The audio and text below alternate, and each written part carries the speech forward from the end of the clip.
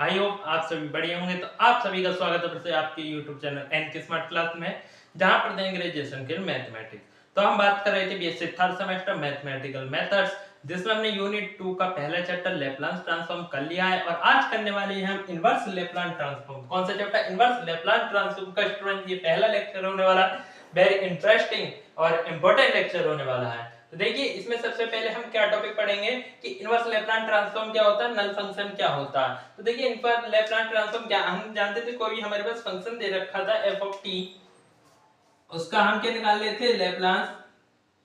f of t हमारे पास कोई function दे रखा था इस प्रकार से, उसका हम लेप्लास निकाल लेते स्टूडेंट, तो हमें क्या प्राप्त हो रहा था f ऑफ p। अब क्या करेंगे इस कंडीशन में f ऑफ p दे रखा हुआ, हम उसका इनवर्स लेप्लास निकालेंगे। अब इनवर्स का मतलब इनवर्स लगा देंगे और हमें क्या प्राप्त होगा f ऑफ t। यानी इस तरीके से मान लीजिए यहाँ पे sin t दे रखा है, sin t का लेप्लास क्या होता है आपका, sin t का बताइए student a upon p square plus a square. अब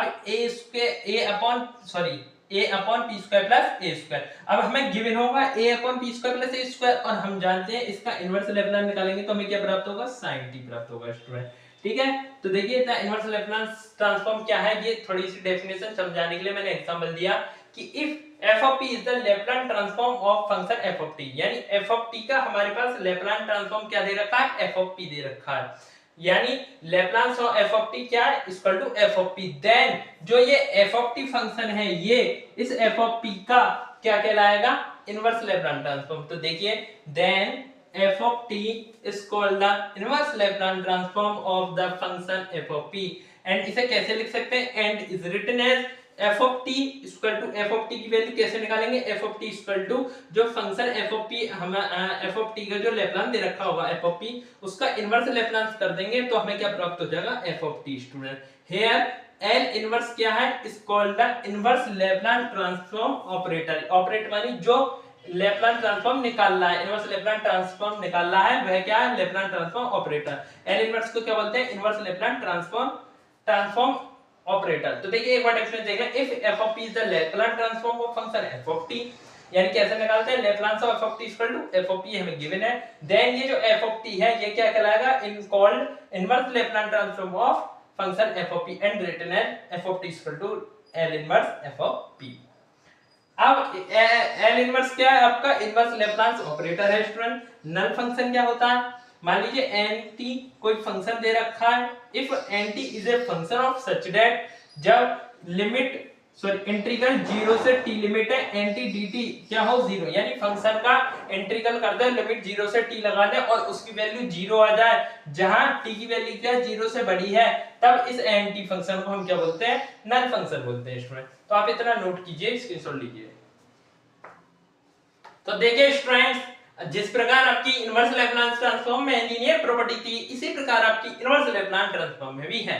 तो देखिए लीनियर प्रॉपर्टी सिंपल सा लिखा हुआ है, late f of 1 p and f of 2 p be the Laplace transform function capital F1t and capital F2t respectively, and c1 c2 क्या है, to constant, and then इस प्रकार लेप्लास इनवर्स मतलब bracket c1 f1p plus c2 f2p, तो इस प्रकार Laplace inverse दोनों पे अप्लाई हो जाएगा। तो देखिए c1 और c2 कांस्टेंट तो बाहर रह जाएंगे, c1 Laplace inverse f of 1p plus c2 Laplace inverse f of 2p।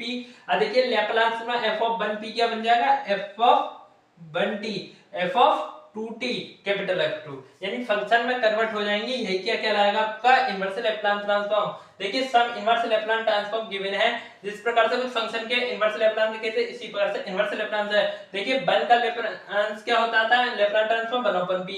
अब 1/p का इनवर्स लेप्लास क्या होगा, 1 होगा। अब इसी प्रकार से 1 अपॉन जैसे कि t की पावर n का क्या होता है, n फैक्टोरियल अपॉन p की पावर n प्लस 1। अब देखिए अब यहाँ क्या है, 1 अपॉन p की power n plus 1, 1 upon p की पावर n प्लस 1। तो देखिए t की पावर n का क्या होता है, n फैक्टोरियल अपॉन p की पावर n प्लस 1, बट ये यहाँ पे वैल्यू क्या होगी, 1 अपॉन p की पावर n प्लस 1 की फॉर्म में होगी।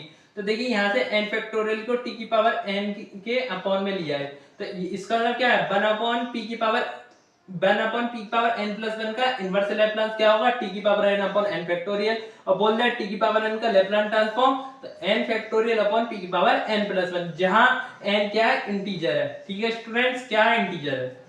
तो देखिए अगला क्या है, अलग का दे रखा 1 अपॉन p की power 1 upon p minus a का inverse Laplace e power at। अगर हम इनवर्स सिर्फ लैप्लास ट्रांसफॉर्म की बात करें तो e की पावर at का ट्रांसफॉर्म क्या होता था, Laplace transform 1 upon p minus a। अब इसका उल्टा करेंगे तो 1 अपॉन p माइनस a का इनवर्स लैप्लास e की पावर at।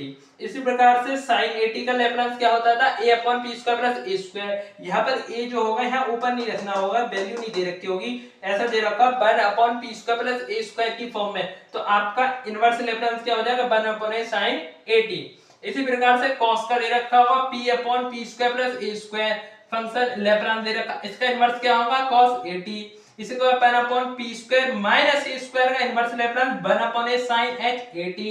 इसी प्रकार से p upon p square minus a square का इनवर्स लैप्लास क्या हो cos h at। 1 upon p की power n plus 1 where n की वैल्यू माइनस से बड़ी है तब इनवर्स लैप्लास क्या होगा t की power n upon gamma n plus 1। तो स्टूडेंट इन वैल्यूज आपको अगर लैप्लास के फंक्शन का लैप्लास याद है, लैप्लास ट्रांसफॉर्म याद है तो इनवर्स तो आप आसानी से कर ही लेंगे। एक बार अच्छे से दोनों को मैच कीजिए, पढ़िए और याद कीजिए। ठीक है स्टूडेंट, स्क्रीनशॉट लीजिए। तो स्टूडेंट इस लेक्चर में इतने ही बेसिक चीजें पढ़ेंगे, आप इससे पहले याद कर लीजिए, फिर अगले लेक्चर में आपको क्वेश्चन करने में समझने में आसानी होगी। तो आज के लिए इतना ही। जय हिंद स्टूडेंट्स।